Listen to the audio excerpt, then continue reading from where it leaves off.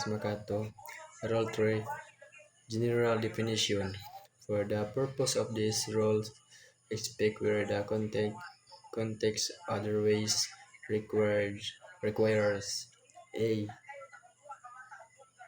The word visit includes every description of watercraft, including non-supplement craft of seaplanes, use of or capable of being used as means of transportation on water.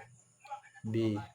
The term power-driving vessel means any vessel propelled by machinery. C. The term sailing vessel means any vessel under sail provided that propelling machinery if breathing is not being used. D. The term vessel engaged in fishing means any vessel fishing with neat line throwing of the fishing apparatus with a restrict maneuverability of those include vessel fishing with the trolling line or the fishing apparatus restrict maneuverability. E. The word seaplane includes any aircraft designed to maneuver on the water. F.